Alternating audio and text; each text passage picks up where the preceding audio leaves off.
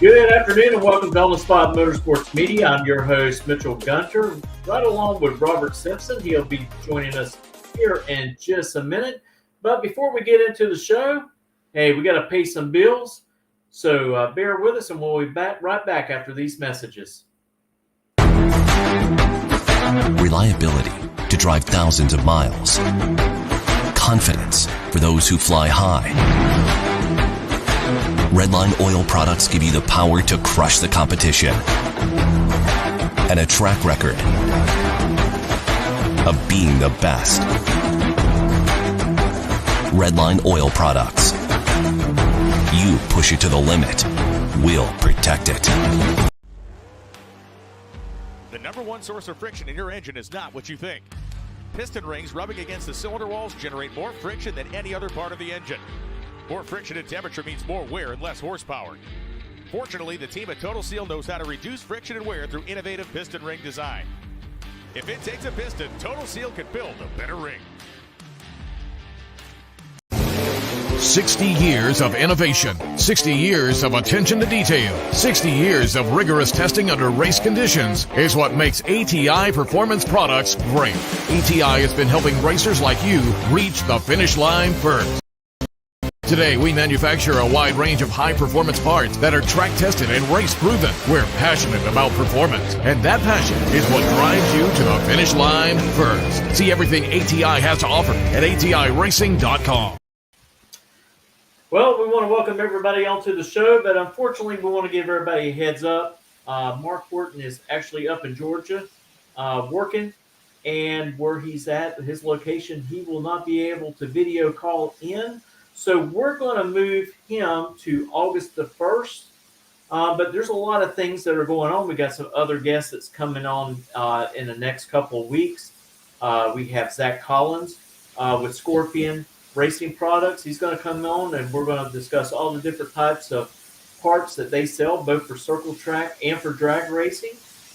And then we'll have, of course, Mark Horton on. And shortly after that, we're going to have McNeil Freeman that runs Stock Eliminator with his famous Caprice Taxi.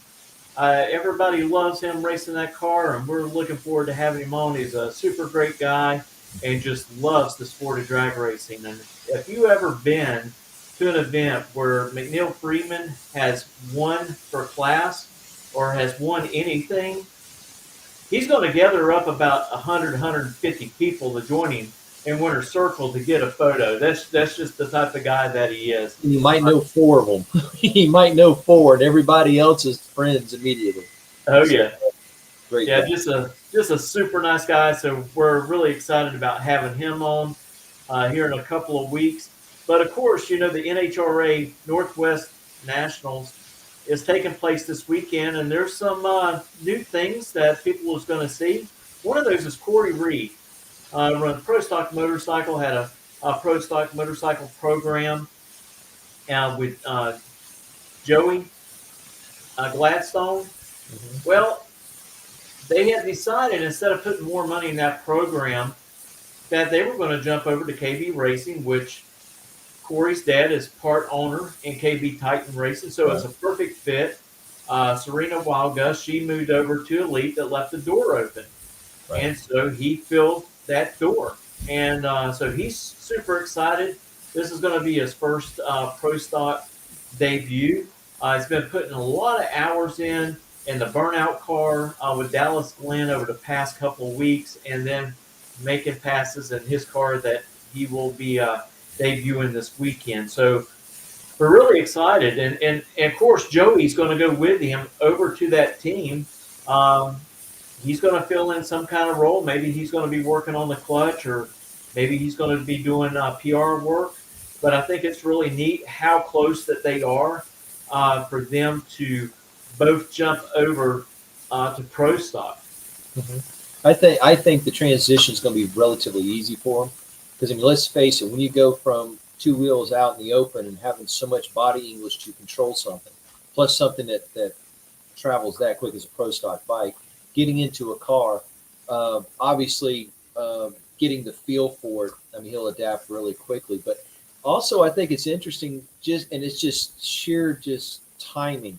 with NHRA recently making a parity change in Pro Stock bikes by taking, I believe it was 10 or 15 pounds off of the V-twin, but they only did it off the Gen 1, and all the V-twin racers are currently running Gen 2. So the weights are still staying the same. So it's just a coincidence on timing on a Pro Stock racer moving to Pro Stock car. But Well, the transition ought to go well. You got to look back a couple of years ago when Corey Reed got injured, broke his leg, and some of those factors he's still trying to overcome.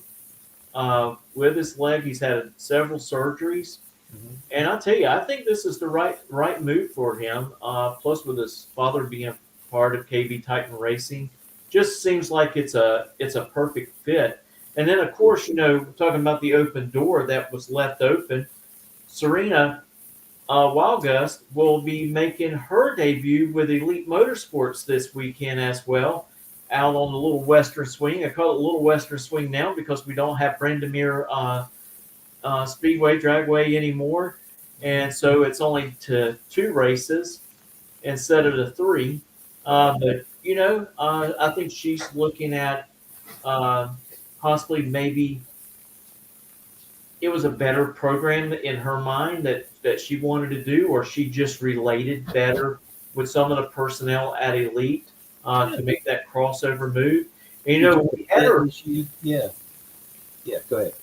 And we had her on the show a while back, Robert. And remember, she was talking about sponsorships and partnerships and stuff like that. I bet you those things are still open for people to jump on board. Absolutely. Help sponsor the rest of this year. Absolutely. And just like you said, they made a move for whatever the reasons were, a better fit or personnel or whatever it might be. But they made a move. And like you said, she's still a wonderful racer, very bright, very articulate and stuff like that. So anybody that decides to come on board that team, I think would do very well. She would represent them very well and the rest of the team, the rest of the league. Well, she's a wonderful speaker. Exactly. She's very talented in those respects of being able to talk people, to be able to help companies sell their products for a 17-year-old. I mean, just blew my mind of just how smart that she is. And Agreed. Very, very centered, very grounded. She's going to do excellent. She's going to do just fine. So we look forward to seeing what the changes, what they bring. But I like the fact of bringing in new blood also into the Pro Stock ranks. Like you said, Corey Reed moving over. She's moving to another team. I enjoy that. I like more and more people joining the ranks, whether they're dealing with independent or leasing motors or being part of a team. It's good, and it's good. And the competition is just that tight. And that's the good stuff. That's what people want to see. Right. And I tell you, Robert, I think maybe one of the other reasons why the opportunity arose for her to move over Elite is, not too long ago, Richard Freeman and Erica came out and, hey, they're going to be starting the Nitro program and Top Fuel. And, they're looking for marketing partners already for the fit for 2025. And, I think the fit is for Erica to move into running Top Fuel. Right. So that's very interesting. Maybe Erica does a complete switch over at some time, just runs Top Fuel. They already have another person filling in with a car for their team. Right. So they got a lot of moving parts going on over there at Elite. And, Richard, he's just continuing to build the program. Hey, never know. 5 more years from now, maybe they'll have a funny car team. It's just. I'm just waiting for him to buy a couple tracks. That's what I'm waiting for. You know what I mean? I mean, the man's expanded and he's built his own empire, and rightfully so. Hard work and determination, getting the right people working together, and it's proven itself. It's proven itself very, very well. And but yeah. I mean, like you said, you never know. There's a lot of moving parts with Erica moving over to the Top Fuel seat and Pro Stock at the same time. depending on that goes, she might make the full transition, of which case there is a seat available in the pro stock side. And with Sienna already coming over and getting used to the team, it would be a very, very easy transition, to move over into the red car. So, but like I said, don't know. That's what makes this interesting, to say the least. All the what ifs and the guessing, and don't really know until it happens. Right. But, And Ron Bass, I want to thank you for joining us today. And I see that you're up there on the top of the mountain in Gatlinburg, Tennessee. Mark Horton's actually working in Georgia, and where his location is, he's not going to be able to have accurate Wi-Fi to connect to do a video call in for tonight's show. So we're going to move that to August the 1st. I told him not to worry about it. We'll get him in a couple of weeks. So we're looking forward to that. We want to talk about all of his days of running junior dragsters all the way up to where he is now, and talk a little bit about both of his cars that he races in. So we're just going to go ahead and go on with the show tonight and talk a little bit about the upcoming Northwest Nationals that's taking place this weekend. Actually, qualifying is going to be Friday night. So they're going to be doing it at night, and there's nothing better than watching nitro cars go down the track and the flames shooting out of the zoomies as they go from point A to point B. So that's going to be really exciting for the fans up there. So right. And also, I could talk a little bit about the World Foot Brake Challenge we just got back from. Another exciting race on the mountain. The biggest, in my mind, the biggest true foot brake race in the country. 18th annual on the mountain. Terry Pennington's and all of them put it on. And once again, excellent turnout. I think one day we were at 510. We were typically averaging about 480 cars, a little less than last year, but that's perfectly fine. The weather only rained, I think, once, but it ran very smooth, very well. A lot of winners, obviously. Some of the events got moved around due to some time delays, but our own Dan Young, who runs down here with us in Gainesville and Bradenton and stuff like that. He was runner-up in the $20,000 race on Sunday to Adam Davis. Excellent, close, tough final. So he did excellent. So congratulations to him. And also Dallas Berger, our buddy that runs out of Georgia and also runs with us down here in Gainesville. He did really, really well. He went like 5 or 6 rounds, two or 3 days in a row. And even won the best losing package award. He won a set of tires. I mean, he had like a 008 and dead 4, and the other guy was like 002 dead 3. I mean, it was like ridiculously stupid tight. And Dallas and Miss Crystal, I mean, they did an excellent job. And also for Jeff Gatlin, our very own Jeff Gatlin, he got an award for a perfect run. I can't remember if it was on Saturday or Sunday for a perfect run. 000 on the tree and dead on 0 at the other end. So it was very well run, and I'm working on a video coming from that showing our side. But had a really fun time. And now a lot of our friends that didn't make it to the July race is going up to the Labor Day race. They're having the same thing. Instead of 20,000 each day, it'd be 15,000 each day. True foot brake, and it's Labor Day weekend up at Bristol. And the weather ought to be a little bit cooler and stuff like that. So there's a lot of people. Phil Green, Dan Salyers, and the Rollins might go, the Frenches might go up there for Labor Day. So that's going to be a really good turnout. But I think it'll be a little cooler. Exactly. And that's what I think everybody's going for. And if I didn't have a scheduling conflict, I would have done that. I would have changed it, not gone for the summertime. I would have gone for the Labor Day. And but that's the way it worked out. And I had some problems with the car and had a little bit of difficulty. Just things happen. Just things jump on you. But ended up the last day I went out round 5 with one entry and round 3 with the other entry. And then the other days I went out round 3 with both entries. So got my backside whipped. There was one blue opal, beautiful blue opal. That guy took me out twice. Okay, and I mean, super nice guy, but I mean, he just whipped me from one end to the other, and I'm like, well, man, okay, that's me right there. I mean, but it is what it is. You expect that. You expect everybody, no matter what you're driving, uh, they're going to be throwing down their best, and it's true. It's true. The competition was just sick, but there on the other side of the coin, there were some races that you're like going, "There's no way that would win at home, not even close." You know, a 120 light running 2 over and getting a win light. You know, things like that. They're rare, but it still happens. So. Yeah, I tell you what, they always do a great job up there at that race, and you know, a lot of racers are totally dedicated of making both of those races a year, and man, just the competition's unreal.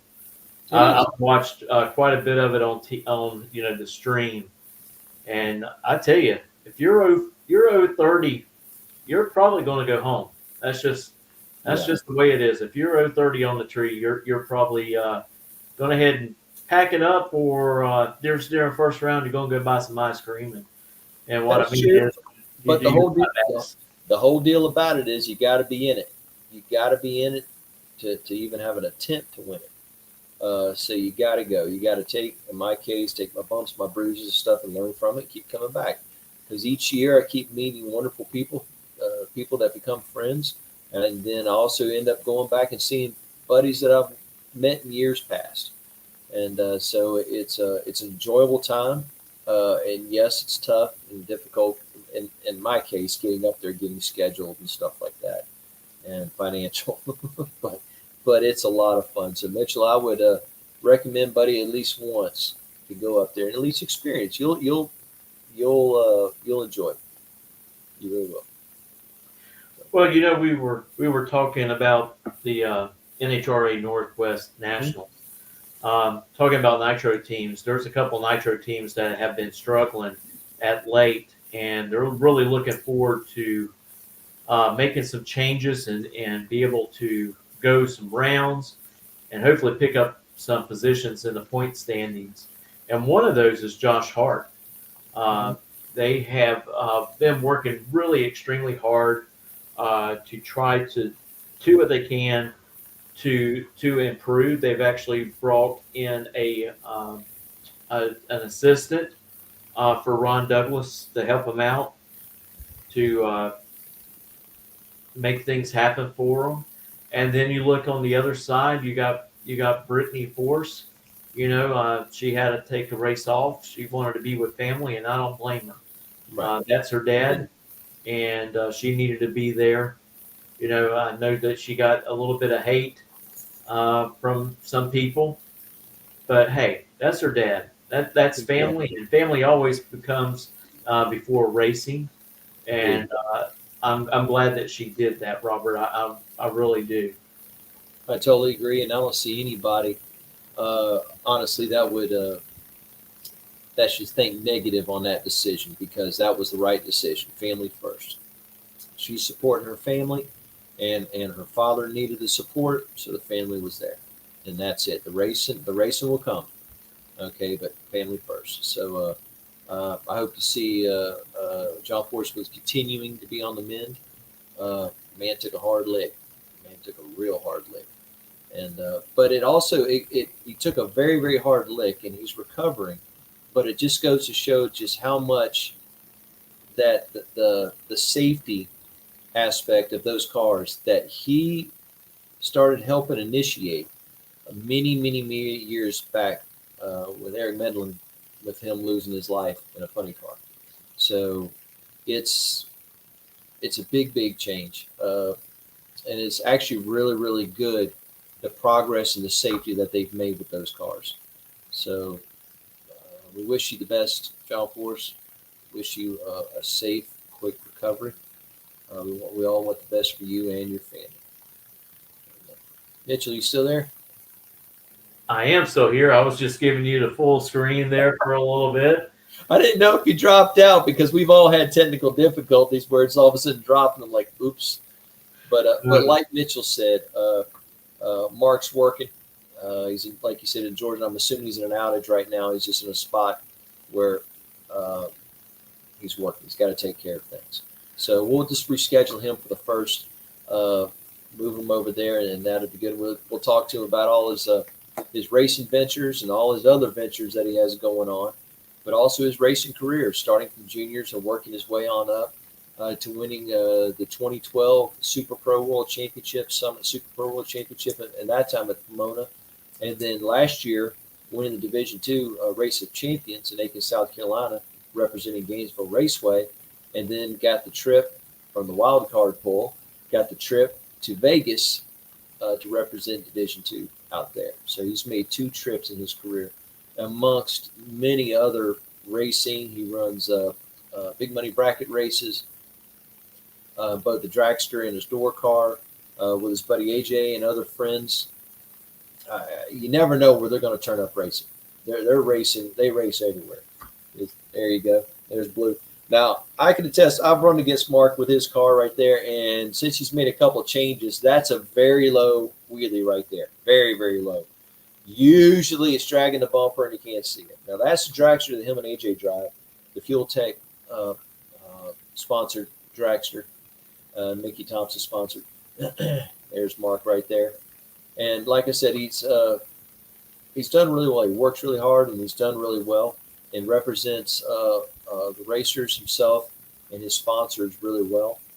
He's also working with like Dead Zero Performance Speed Shop and Fuel Factory, and they're really working hard in advertising and marketing with them.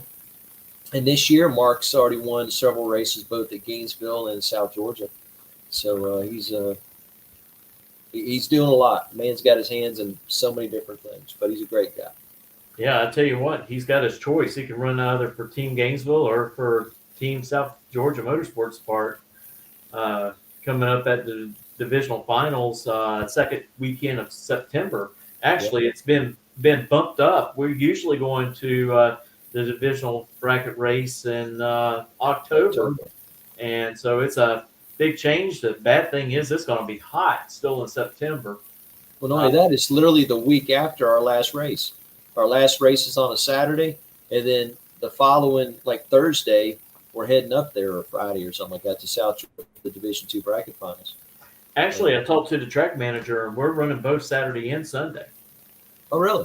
Yeah, there's going to be 2 races that day. So there's definitely going to be a Saturday and a Sunday race on the first weekend of September. And then we got to turn around and get packed up, get the cars ready to go, gone through, make sure all the bolts are tight, especially make sure the nut behind the wheel is going to do his job after he gets up there. Don't talk about me such a way. Jeez. Don't do that. Because you said a nut loose. Yeah, I found a couple in the car loose, and lights coming off and on where they shouldn't and stuff. So, yeah, just bad memories. but yeah, they changed the schedule up this year, so it's going to make it good in some ways and bad in others. I mean, good, the fact that we literally are racing, so we go right back to racing in a couple of days, so it's like no real rust. The bad thing is if you have any kind of maintenance or anything, it's being compressed in there. It's like I hope Paul Allen can get his car back together. Luckily, he caught a problem the last race. I think a lifter failure. I think it's what it was, something like that. But he caught it before it got bad. But hopefully, he'll get it back out there really quick, and it's nothing major. So we'll see how that goes. But, yeah, it's a fast turnaround for everybody at Gainesville. And, the good thing about it, Robert, South Georgia's not that very far for us to drive up to. Right. Just for me, it's like maybe an hour and 45 minutes. Those who are having to travel from South Carolina and Tennessee and some other areas, it's pretty rough ride, pretty long ride. So you're looking at 4 or 5 hours to get there. But hey, we've done it. We've had to go to South Carolina and other places called Rockingham. Yeah. So I think the Division II does a really good job of trying to move it around, so it gives everybody opportunity that they don't have to drive a really long distance to get to the track. They try to keep the bracket finals as centrally located as possible, and I can see that. But I still think it's a good idea to kind of venture out to other tracks. Like last year they did Aiken, which I thought was great. Okay, and I think they should honestly, even though it's a long way for us, I think they should do Bristol. That's what I was fixing to say, Robert. Bristol's in our division, and they have a team. Okay, and they have plenty of space, but they deserve it, just like Gainesville deserves it again. You know what I mean?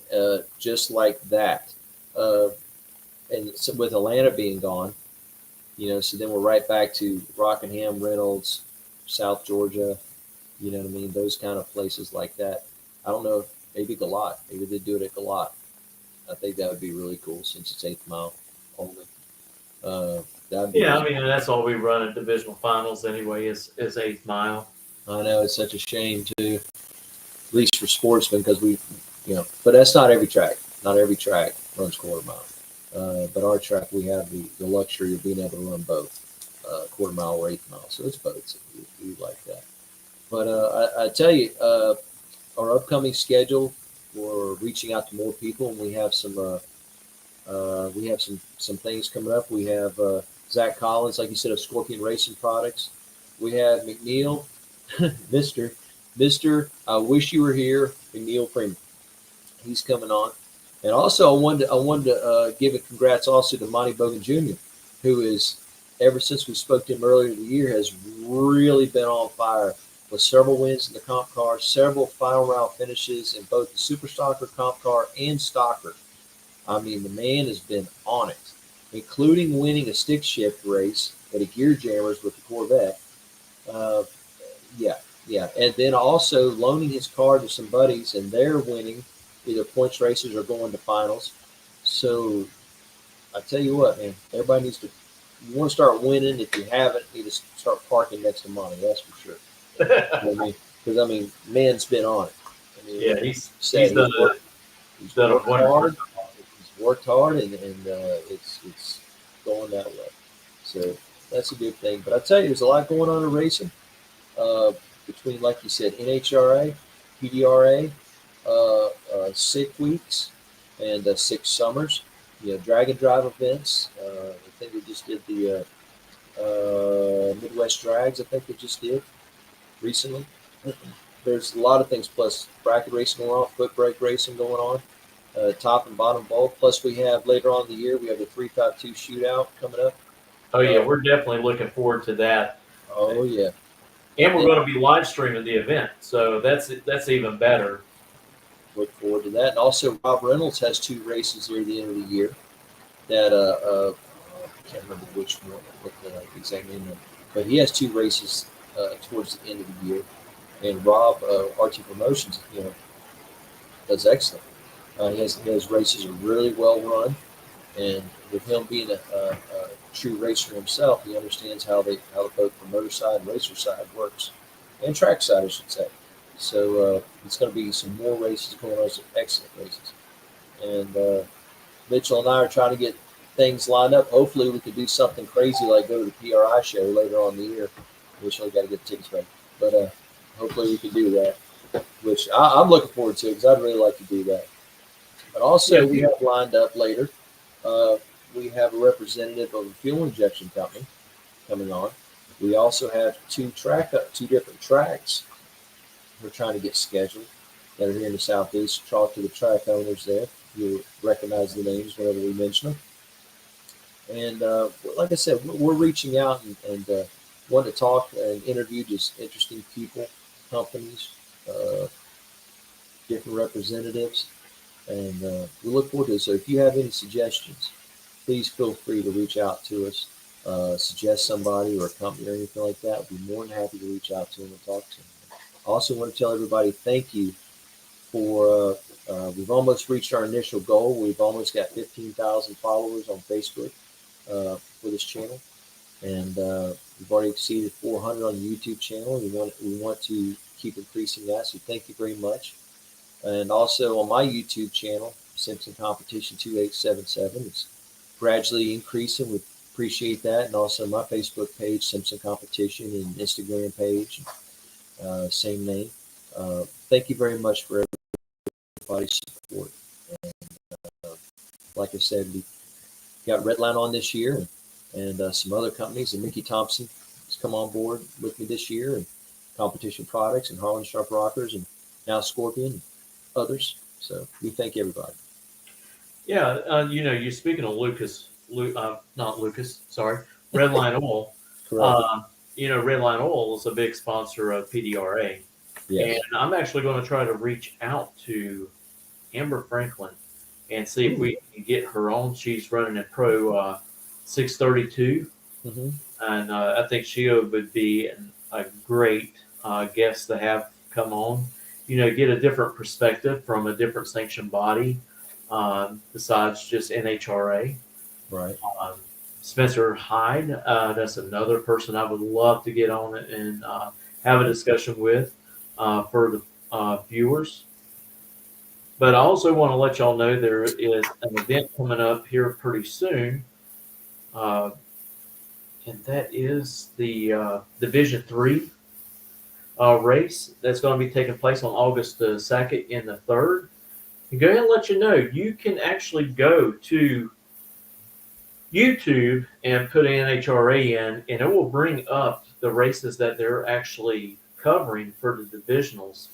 Nice. Either they're opens or regional events, and you can click on there and just watch it on your smart TV. And so I want to thank the NHRA for allowing that to happen for people across the United States and across the world that loves drag race, and they can just tune in there and they can watch some sportsman guys get down the track. And I think it's very important that they highlight the sportsman guys just as much as they do the professional ranks. Agree 150%. The sportsman racers is the backbone of drag racing, backbone of all the companies that support drag racing, and all the men and women that participate in it. You're absolutely right. So we ask everybody to go and not only support us, but to continue to support all those that are helping keeping this information alive and keeping the sport alive. Like, for example, go to Between the Slicks, okay, with Kraft, and go listen to his podcast and join him. And also, Driver's Interview with Bobby Fazio. He does excellent podcast, but he also does excellent interviews going out to races all the time in divisions. So we ask that you go to find them and follow them also, support them, along with other racers. Shake and Bake has a great podcast also with Lyle Barnett and Stevie Fast. We ask you to. And don't forget Courtney. Oh yeah, oh yeah, oh yeah. Don't forget Courtney from Flow Racing. Yeah, kind of hard to miss that one, isn't it? I'm sorry about that, but like I said, we appreciate everybody supporting us, but we ask you also to go and support those. Go support all those racers and sponsors and advertising people, and like I said, listen to them, support them, and it's great. It helps everybody when you do it. You were talking about Galat just a while ago. They got a big race coming up on November the 1st and through the 2nd there at the track, and it is 20,000 to win on Friday and 20,000 to win on Saturday. Is it a top or bottom bowl? I believe this is top bowl. Okay, because there's a lot of races up there in like Piedmont. Piedmont has a lot of them, like oh gosh, St. Patrick's Day one and Bigfoot Challenge and other things. They have a lot of foot brake races up at Piedmont, big money ones, which are always good. But Galat has a lot of them too, and that's one track I've always wanted to go to that I haven't had a chance to yet. And shoot, a $20,000 payday on Friday or Saturday. Hey, that's a nice little chunk of money there. Yeah, Ron, you're right. We all love sportsman racing, and congrats to you, buddy. You've been tearing it up, especially here recently. You've been tearing it up, and congratulations to you, buddy. And but it's just that's one track I definitely want to go to, just because I've heard wonderful things about it. But I want to go everywhere. Hopefully next month, if things work out, I'm going to go to Bowling Green to the Tri-Fi Nationals. And actually compete. I've never competed at that track before. Matter of fact, my dad's car's never been down the track, so that is a challenge in itself. but we look to go and have a good time and visit family and things. So we're all we're all staying busy, that is definitely not a problem. But you know, but Yeah. Another event that's coming up, Robert, for bracket racers is going to take place in Orlando at Orlando Speed World, and that's going to take place on October the 26th. Florida's Drag Strip Riot. oh yeah, I forgot about that. You're absolutely right. I've had a couple buddies go compete with that, and I think it's more of a they have a age limit on the vehicle.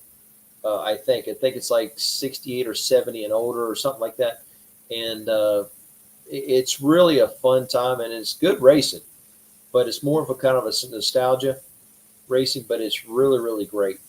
And then also there's also going to be I can't remember the name of it off the top of my head, nostalgia race up at South Georgia, uh, September October I think it is. It's a 1 day event. I'm going to try to go to it because it really looks interesting. I mean, it has nostalgia foot brake, nostalgia this, and the rules haven't really been printed out yet as far as to the extent that I'm used to, but it looks like something really cool.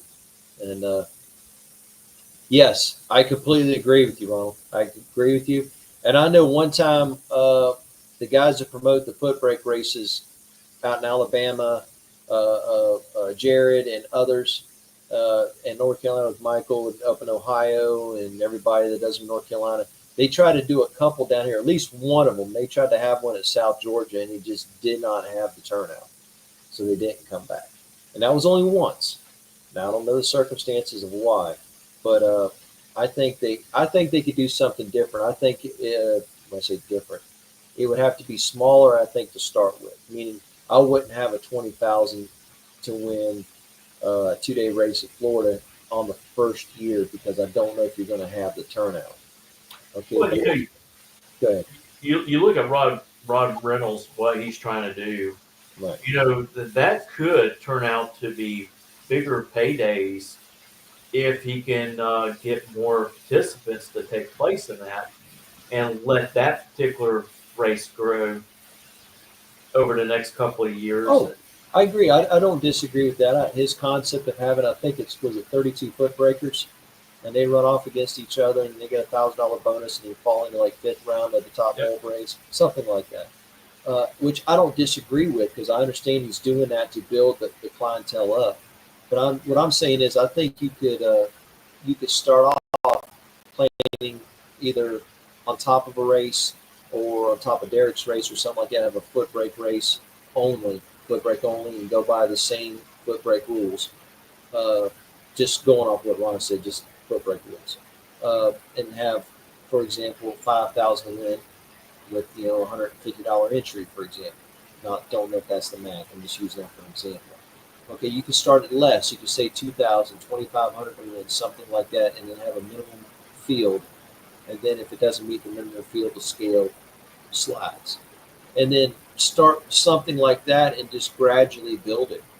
But I don't think firing off the $15,000-$20,000 to win race down here in Florida, the first one would just absolutely blow up. Yeah, we want promoters to be able to make money Agreed. at the same time. The thing is, we don't want them to jump in and put on a big money race and then the turnout's slow, and then they go belly up, and guess what? They're done. Right. It's hard to recover and to rebuild something that's torn down. And I'm like you, Robert. You take little steps, and you look and you calculate how many people are growing throughout the 5 years. Do a 5 year plan, and you look and see how much it grows over that 5 years. Then you know where you're going to be about car numbers for the next ones. Agreed. And always account for 30% less showing up. Yeah. To keep yourself safe. I agree. And like I said, me throwing out 150 entry on a 5,000, no, that's, to me, that don't sound exactly right. But it sounds actually high for entry, me personally thinking. off the top of my head. But just like you said, Mitchell, I agree. I would have it in conjunction with another race that's going on. Okay, I wouldn't have it as a standalone race, but I'd have it in conjunction with it. I would have the entry fee as low as possible, but allow double entries. That way you get your money back. You know what I mean? Gain a little bit of it back, and just. But the biggest thing, if at all possible, it doesn't even have to be 5,000 at the top. It could be 2 at the top. But if it just paid down, let's say it started paying second round win. Let's say you made $25 second round win. Okay, I don't know how the structure comes up financially, but using that idea that each round you gain a little bit on the win. Okay, I think that structure right there, if it would work for the promoter, I think that style would. It might take a year or two, depending on the weather, depending on the schedule and stuff like that. But I think it would really, really, really turn into something good down in this neck of the woods. You know, nothing to take over Bristol, nothing to take over Vermilion, nothing to take over anything like that. But just to have something like that down in this area, I think it'd be good. And depending on the time of the year, it could work out really, really well. But anyway, I know promoters are thinking every day on how to do these things, on how to put on races, how to make money, and put on races. And it's part of the challenge. Yeah, we like I said, we want to be successful, so we can continue having events. Another event I want to speak about, because we're trying to get the track owners to join us on a little Q&A, and that's the owners of Rockingham. They have a no prep race, dig or die, dig days on July the 19th through the 20th there at Rockingham Dragway. So they can't pick a hotter time for a little while, hasn't it, Robert? What's that? I think that event has been happening for a couple of years now. Dig or Die has been going on, and actually it's very, very popular in no prep world, because that's a backside no prep. That's meaning running from the other end, they reverse it. They run from the shutdown back to the starting line. So it is a true no prep situation, unlike front side, where they might not prep the track, but enough burnouts across it, pouring your own traction compound or whatever, the starting line gets tacky. But right. So the dig or die has been around, and it's quite popular. And the turnout, I cannot remember the car count last year. I want to say that it was close to 100 cars. And if you think about 100 cars lining up, they got a flashlight start, they got a crack, I'm saying a jump, they got a jump cam on the start line, and they got somebody calling the finish line. That takes a lot of time to get 100 cars down. They were very, very smooth and very efficient, barring anything happening, you know what I mean? Which I think that's the one where Ryan Mitchell flew away with the Firebird. I think that's the one. He got about, I think that was the track. Got about half or 3/4 of the track, and the car took off, and then rolled once and slid to a stop. And he got out of it, and they towed the car back and tore the body off of it, put another one on it, and he's out racing again. But, yeah, it's actually, they have 6 classes. So they have small tire, big tire, nitrous, extreme street, late model, and stick shift. So there's 6 different classes there that you can get in and participate. Well, it sounds like that's not a backside then, if they got all those classes, but I could be wrong. But still, it ought to be an exciting time. For sure. Well, I'll tell you what, maybe we can get them on at some time, and we can talk about that dig and die, and what's the future of it up there. I know they're extremely busy right now, so we're probably going to have to try to catch them there in the off season and give us some updates what's going to be happening in 2025. Yeah, it's hard catching up with everybody, because just like you said, busiest time of the year, the schedules are crazy busy. But hey, no, I was right. They run from the finish line back to the starting line. Okay, I was right. I just looked it up myself. And you're right. It's hard catching a lot of the track managers right now because they're so busy. A couple of them that we have scheduled, or that we want to schedule, they want to come on, but their tested tunes or big tested tunes are on Thursdays. So we're going to have to change our schedule up to work with and accommodate some others. And others are doing renovations while racing, so you know they don't Yeah, have. speaking of renovations, there's a lot of renovations going on right now at Indy. The new tower that they're working on construction, and I don't think it's going to be completed in time for the U.S. Nationals, but I can't wait till it is completed to be able to see what it's going to look like, because I tell you what, I think it's going to be state of the art, everything. Yeah, I see it being state of the art. The reason they sold Atlanta was to pay for renovations at both Indy and Gainesville. Which one have we not really seen that I'm aware of? I know it takes time, Right. but Atlanta track is still there. They haven't built anything on it yet. Okay, so I'm like, anyway, I don't mean to have a bitter pill, but But we all hate to see tracks go. Right. I mean, we're always that way, and there's other places at Indy that need to be updated itself, not just the tower. right. There's other things, the parts of the pits, some of the return roads, you know what I mean, and about the scaling area and stuff like that. There's places that needs to be updated to not only help the people in the tower, but to help the racers. Well, one of the tracks I see needs a lot of help is Pomona. Oh, yeah. Pomona is in really rough shape, and it's the granddaddy at the end of the year of the countdown, and I would love them to fix that place up. Yeah. And turn it into something like ZMAX or Las Vegas.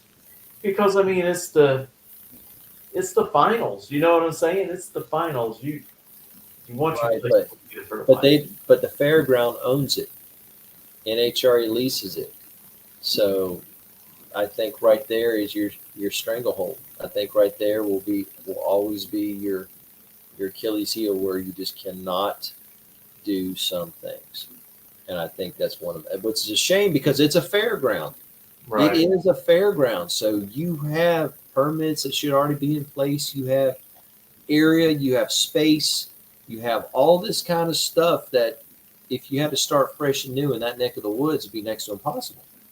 So it's a shame, but we'll see. I hope they make wise decisions to help the sport, but we'll see. That's all we can do. Yes, we'll see. I'm just saying, when they do the bird's eye view of the cars leaving the scale and going back to the pits, it's not a pretty picture from the Well, no, just to park. If you're there spectating, you have to park way out. I don't mean like barely. I mean way out. And I'm like going, that's ridiculous, man. And showing open area and stuff like that with no parking in it and this. And I mean, like I said, I don't know all the rules, but I got a lot more questions than answers. But maybe one day we'll actually have somebody who can share with us and tell us this is why they do what they do. But maybe we can get the divisional director on out. There you go. Talk It about might be a real reasonable answer, of why they do what they do. But we don't know. All we can do is keep reaching out and keep trying. Well, the good thing is, Robert, it's still open, it's still being used. Yeah. So Yeah, we're gonna go with that one. Yeah. And but like I said, hopefully on the spot can go on the road a little bit. Hopefully we go to Leadfoot when that track opens up. Hopefully we go to Callahan drag strip when that track opens up. Hopefully we'll be able to go to one if we go to PRI. We can go up there. I'm dropping hints like an anchor, Mitchell. And Well, But, I want to speak about Leadfoot. It's not just a drag strip. I mean, they're going to have a big pad. They can do drifting, burnout contest. They're going to do all kinds of things at that track. And they're trying to decide if it's going to be prep or no prep. So they're trying to reach out to actually racers to give them input before making decisions. And racers usually don't get to be that much involved in a track that is fixing to open how they want it ran. So I think they're doing a really good job of trying to get some feedback, but I know sometimes that can be very confusing because you've got hundreds of people shouting all types of different things. Exactly. You got to wade your way through all the information. My own personal opinion, I think it should be prepped. And then if you want to have a no prep race, then obviously strip the track, or when it's on a maintenance day to strip, then that weekend have a no prep race. I mean, I think you can do a balance because there's plenty of people down there who have slick cars and want a place to test, place to race. So, whereas if it's a no prep only, you're limiting your clientele, potential clientele. Well, the only reason why I think they may go no prep is because of maybe funding issues. They won't be able to have the equipment that they need right off the bat. Well, I get that. That makes sense. That totally makes sense. For a while, and then they'll have the ability to eventually buy the equipment that they need to prep the track. And see, now that makes sense. Like Callahan's talking about potentially the same thing, and I agree with that. Okay, small and grow. Right. If their intentions are to add it as soon as they can, when you get the funds, I totally get opening up no prep. Flashlights start having fun. I get that, and I got no problem with that. I think that's great. For the tracks being open, and it's a safer environment, and all that kind of stuff. With the financial coming in from the gate and everything like that, to be able to pay for the equipment, to add the clocks, to add the starting line, to add all that stuff. So yes, I agree with that. Yeah. I thought you were referring to that they're going to make a decision whether to leave it no prep only or prep only. That's what I thought you were going with that. I think eventually, I think they're learning as they go along, building it and trying to get as much feedback as possible. It may be good to reach out to them and try to get the owner on. Yeah. Maybe we can kick around some ideas for him. You don't want to try to outgrow your means. Right. You want to be able to afford this stuff and not go in the hole, and then 2 years down the road you're closing a drag strip that everybody's got used to going to. And I think they're trying to move by having other things going on there at the park. I think is a really good idea to not just be one dimensional starting out. Yeah, no, I completely agree with that. I mean, you got to walk before you, or you got to crawl before you walk, and all that. So I agree. And yes, hopefully they'll be able to allow their schedule to come on the podcast and talk about this wonderful place being open in Florida. And we look forward to it. So hopefully we can get them on here really soon. By the end of the year would be great. But we'll keep trying to reach out to them. I tell you somewhere else I would like to go one day. I want to go to the Bonneville Salt Flats. I want to go to Speed Week. I want to go to. I want to go to the real birthplace of speed, and where and see some of the crazy builds, some of the fastest builds in the world, some of the most technically intriguing. But I don't know. I don't know why that just crossed my mind. Well, you mentioned that, Robert. We can actually get somebody that races out there on the show. I've actually had her on before. And don't laugh at me because I have to look at the picture to remember her name. So I'm going to look up here. No, I don't. It's Valerie Thompson. See, I didn't have to look at the picture. But she races out there at Salt Flats. And, and if anybody has never watched the movie, The World's Fastest Indian, you got to watch that movie. It's a really, really good movie. True story. I've heard about it. I have not seen it, but I heard it was a fascinating story. And some of the testing on the open road, on the public road, testing the bike, and some of the things like that to set the world speed record on two wheels. It's a heck of an accomplishment, to say the least. I cannot think of his whole name, but it's Bert something.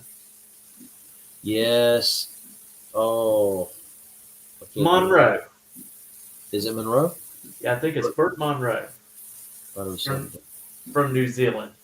I tell you what, Robert, I'm going to look it up because I want to be right about this Okay, because okay, it's okay. a really, really good movie. But I tell you, speaking of Bonneville, recently there's been a terrible loss. George Potee, uh, of Speed Demon and everything, the world's fastest piston driven car, has recently passed. Okay, man was a hot rodder through and through. Um, who had the top speed trophy out there for I don't know how many years in a row, 10, 12 years in a row, just something astronomical. Was some of the most beautiful, uh, fastest rides you've ever seen in your life. Everything from flatheads to a 69 Barracuda with a 4-cylinder turbocharger in it, a Blowfish, which was unbelievable, to Speed Demon, the newest version, with a Duttweiler turbocharged small block in it, big blocks in it, and just 400 plus miles an hour.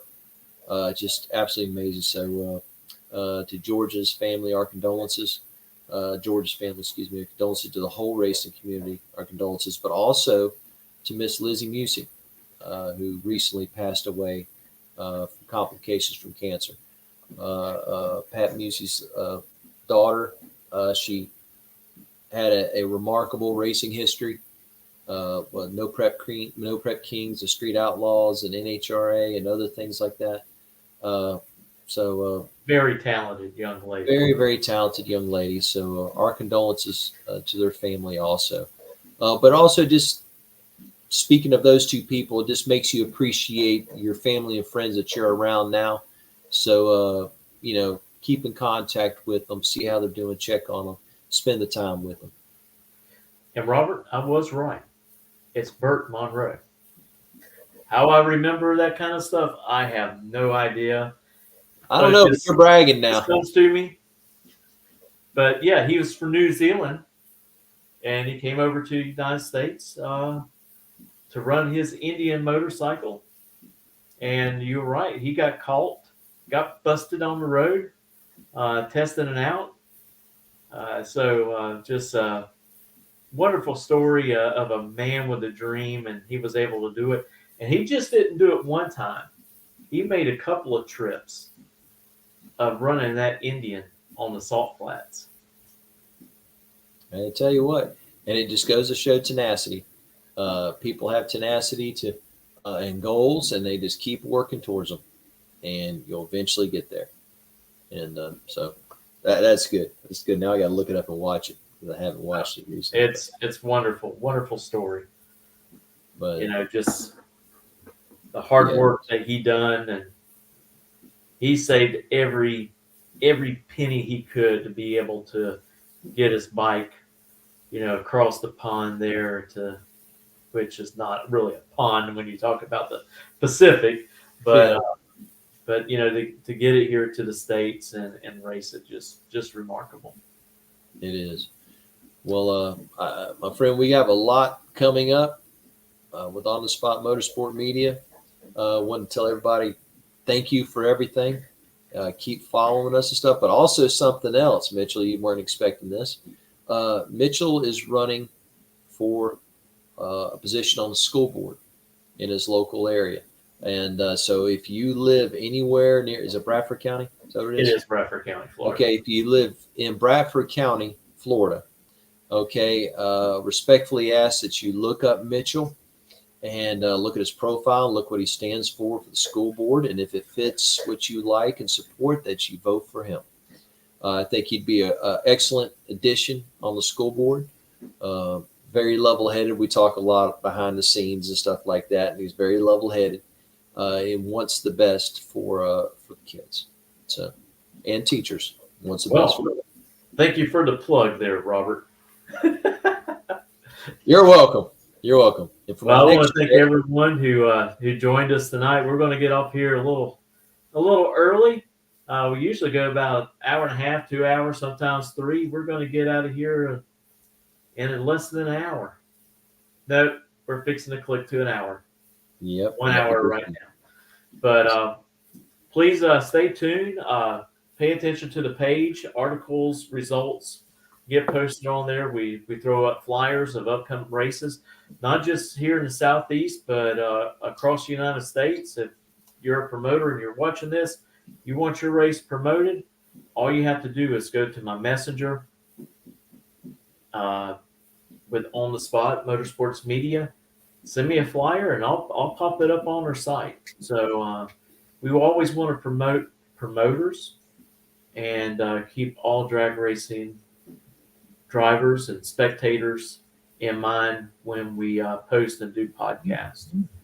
But until next Thursday, again, we're going to have Zach Collins, so don't miss out on that. We're going to have pictures to go through, different products, and discuss and do a whole breakdown. So both drag racing and circle track, meaning probably asphalt and dirt. So you don't want to miss it. So again, thank y'all, and we will see you next time. Thank you, everybody, and have a good night.